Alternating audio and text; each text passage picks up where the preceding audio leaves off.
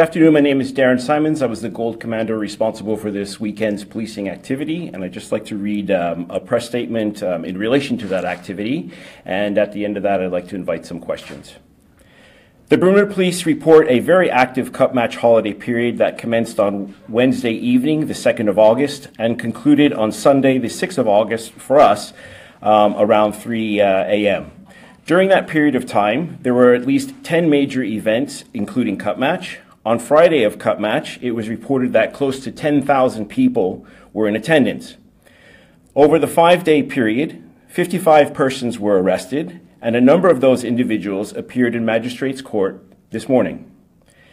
2 persons were also arrested and placed before the courts this morning as a result of a robbery that took place on Friday, the 4th of August.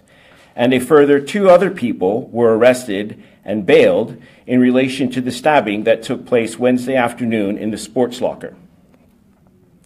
The most significant event over the period that most people are talking about was the affray that took place on the grounds of the St. George's Cricket Club around 6:15 p.m. on Friday. This incident resulted in 5 persons being arrested. 4 of those individuals appeared before the courts this morning and were charged with the fray. Police are still conducting an investigation into this incident, and we're appealing for witnesses or anyone who may have video evidence of interest to the police. Please contact Detective Sergeant Hayden Small at 247-1429 or email him at hsmall@bps.bm. There were hundreds of people who witnessed this incident. We really need to hear from you. Following that incident, the police increased our level of engagement with the public both on land and sea. During the non-mariners race, the police, in conjunction with the Royal Bermuda Regiment and the Bermuda Reserve Police, maintained a proactive, highly visible presence designed to disrupt antisocial behavior. Police searched boats and people looking for weapons and to prevent violence. Thankfully, there were no significant acts of antisocial behavior or violence reported to the police. Regretfully, Bermuda recorded its 9th road traffic fatality.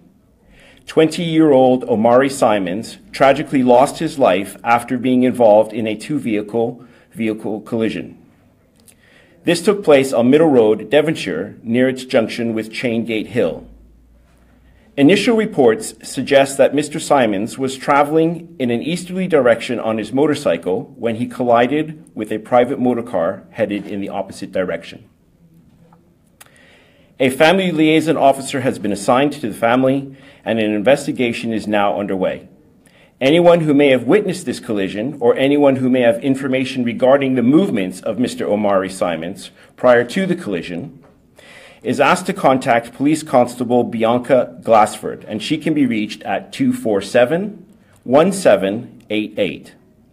The Bermuda Police would like to extend its sincere condolences to the family and friends of Mr. Omari Simons. We would also like to thank our community partners, as well as every member of the public who acted responsibly during this holiday weekend. Thank you, and I'm happy to take any questions.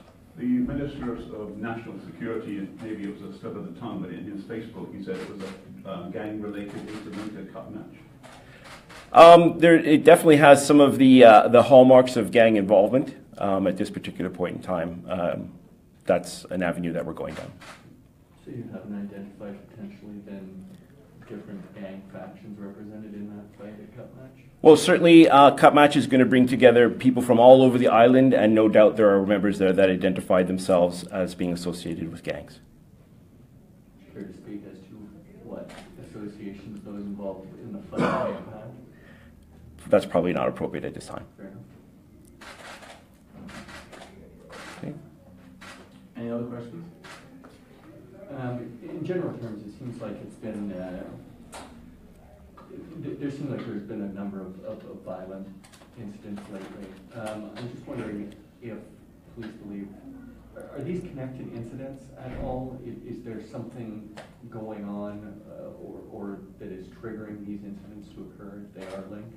Well, certainly, you know, the current climate that they're in is there's There's incidents that occur, and there's reprisals that occur, and it's not always clear, which initial incident led to a further reprisal. But that's the kind of climate that we're dealing with ongoing tension, ongoing gang tension, for which there's an ebb and flow. And certainly, from a policing perspective, we're aware of that. We increase the level of policing activity in response to the intelligence that's brought to us, and in response to the tension that we are aware is raised. 55 sounds like a lot more than usual. Is that the case?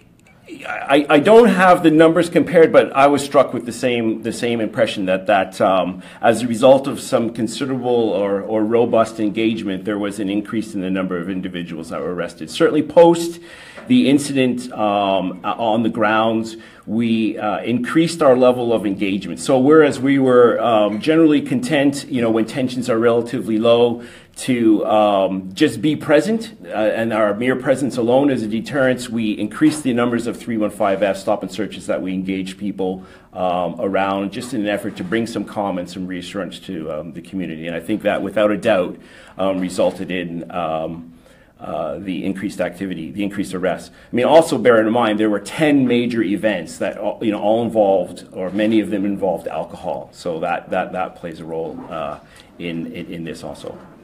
So the 55 arrests, bookending that's from about Wednesday afternoon to Sunday, early Sunday morning. Around 3 a.m. Yeah.